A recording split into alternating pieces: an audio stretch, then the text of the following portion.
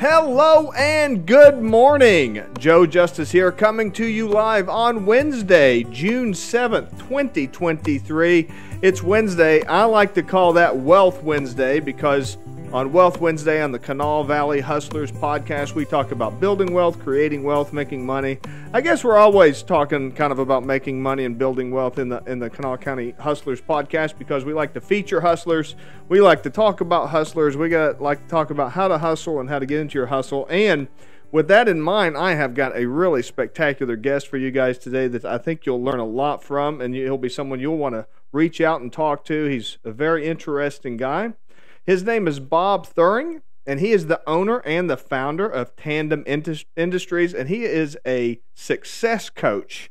So I want to get into exactly what that means. What is a success coach, and learn a little bit more about Bob. So Bob, as I bring you up here, let everybody know what's your hustle, buddy. Gotcha.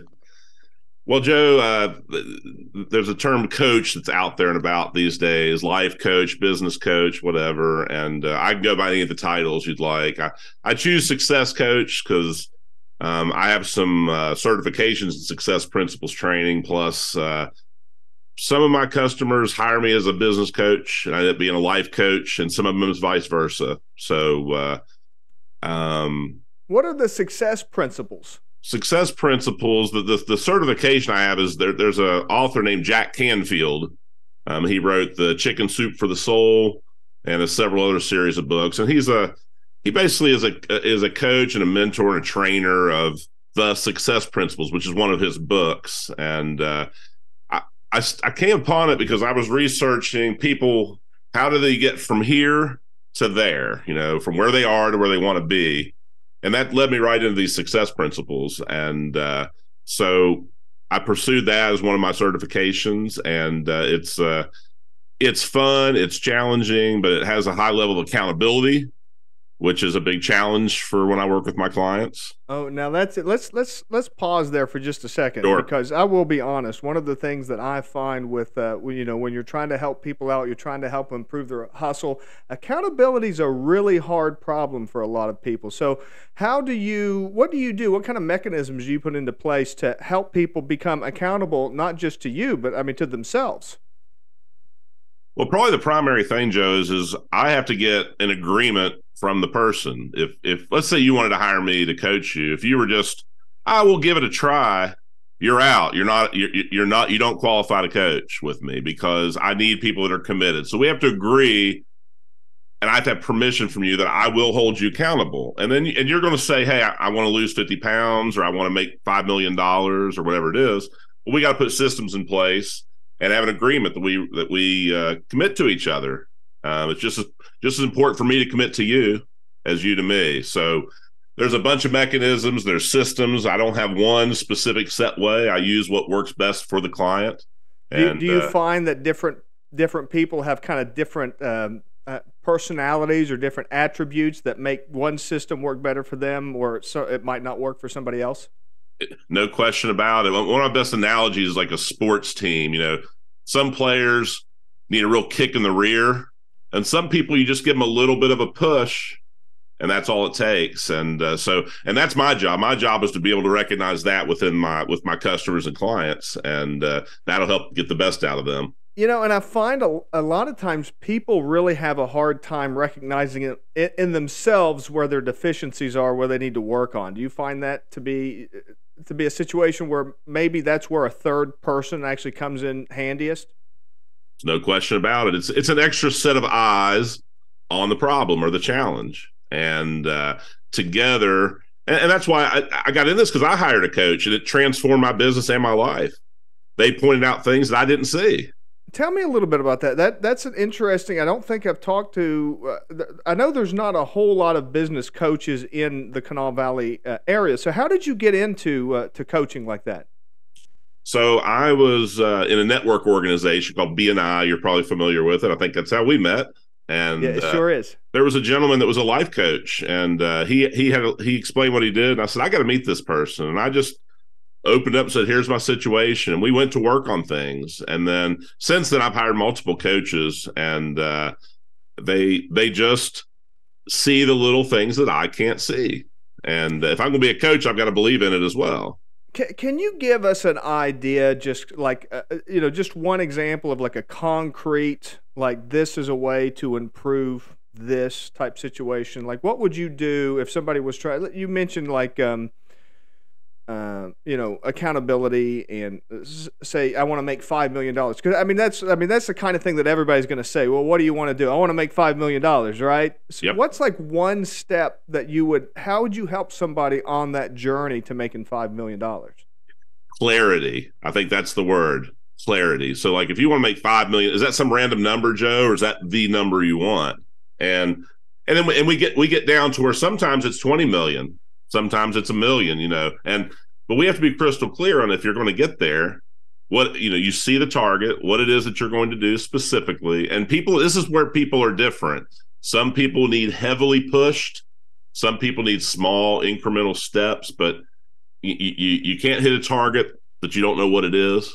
And a lot of people I want to be rich. That's not a good goal, Joe. Right. Okay. Yep. So help people get specific. Some people are very specific, but are scattered about some other aspect of their business or life. So we got to work on that. And it's a discovery process. So how does that work then? Do you, meet a half hour a day once a week, or how do you put those kind of plans together? That's a good question. I do some group coaching, but talk about the one-on-one coaching, which we're speaking of. I generally meet with them once a week, or at the most once every couple of weeks. It depends on some clients, or they want to check in quarterly and everything, but once a week is ideal. And why is that?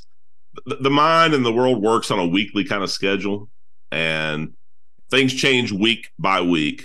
Okay. So I try to meet once a week. It's usually time-wise, it's usually about at 90 minutes. And it's focused, Joe. It's not you and I getting together for a cup of coffee and talking. It's undistracted, focused, and very intentional. If we don't do that, it's not effective. And people don't realize in today's world, you do not get as much focus time as you think you do, right? That is very true. And the lockdown pandemic kind of created an interesting thing with these Zoom meetings. These can be pretty focused. I generally get pretty good attention on here, so I can meet via Zoom or in person. So that opened up some opportunities for me as well.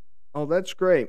Now you had mentioned some of the things that you do to one-on-ones and groups and things like that. Can you give us kind of an idea on when you're meeting once a week, you've got a plan, you've got a program, you're following along. Do things ever change? I mean, do you ever deviate from that plan? Sure, we do. I say I don't choose to deviate. It's all the focus on the client. So if you've hired me, I come in because, Joe, you might be, I'm working my $1 million goal, but then you hit a little speed bump along the way that's like, wow, I didn't know this was going to happen. And we work through that thinking process. So things change a lot. Okay. And it's based on what you, as the client of the coaching services, want. It's not my agenda. I don't have a set steps like we're going to do these 5 things and we do this every week. Now, some people need that structure. Okay. But I am here to work on and collectively work together with the client to discover what the roadblock is or what they're not seeing. Okay. Did I answer your question? Yeah, absolutely. Yeah. And I guess what I'm kind of getting at there, that a lot of people, they might not know, is that success isn't a straight line, right? No. I mean, you're gonna get sick, and that's gonna throw off your schedule. Maybe a family member gets sick, and all of a sudden, all of those meetings that you were planning on going to, you can't go to anymore. And I mean, that's what we call life, right? Yes. And probably one of the biggest things is I try to bust all these facts and myths that people have in their head. Like, well, it takes 5 years to make profit in a business. Well, why not make profit from day one? I don't think like other people. I think that's why I like coaching. My mind works a little different than the average person. And sometimes that's bad, but for the most part, it helps me to kind of help people see things a little differently through a different set of lenses. Yeah, I understand that.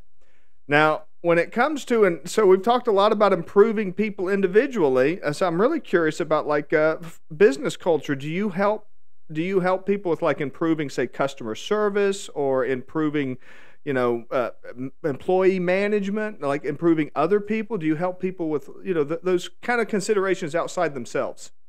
Well, if you hit on customer service, that's one of my hot topics. I love that. And I don't know, have you noticed a little bit of a decline in the customer service field in the last 3 or 4 years? Yeah, definitely, Okay, absolutely. so I kind of feel like I'm on a mission. I work with a lot of businesses to help them with the customer experience, and usually that's rooted in customer service. I, you go places and status quo and just getting by. Those are like the enemy of my coaching. Well, it's what prompts my coaching. Okay, and I help people. I've had people say we got the best customer service, and I do a mystery shop, and it's awful. So I help people see, and how many people are willing to tell them that kind of thing. So that's the other thing. I have to be very willing and open to give people the stuff they may not want to hear.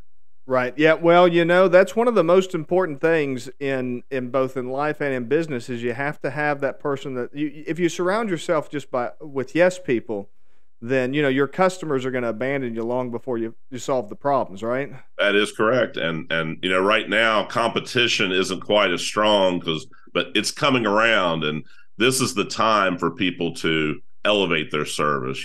When people leave, they're like, there's just something different about that guy or that girl or that company. That's the type of client that I want to work with. People And want that change. a lot of people forget that's the end of the customer journey funnel is that evangelical step where they not only they enjoy your service, they paid for your service, but then they go and they tell their friends about you, right?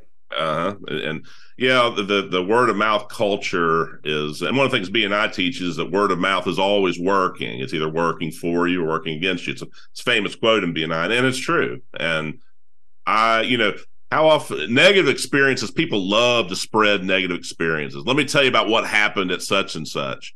That happens a lot more than the positive. So I want to switch that around to where the positive is the standard. And going back to what we just talked about, the flip of that, what's so strange about that is those same customers aren't likely to tell you to your face the negatives, but they will tell everybody else the negatives. Very true. The majority of customers kind of keep their mouth shut, believe it or not. You couldn't think that looking at social media these days, but most people keep their mouth shut and just don't go back, Joe. Just don't go back. They don't call you back. They don't revisit your shop or whatever the services. They don't use you. Right. And that's where the loss of money, the loss of revenue, the loss of loyalty, you name it. And that's at the heart of what I like to do with clients. Awesome. Well, Bob, believe it or not, we are running up against our time here today. I feel like I could talk to you all day. Well, I tend to run my mouth some, so I appreciate the opportunity. Me too. I tell you what, hang on for just a second. I'm going to say bye to everybody, and then I'll pop right back on, okay? All right. Appreciate you. Thank you.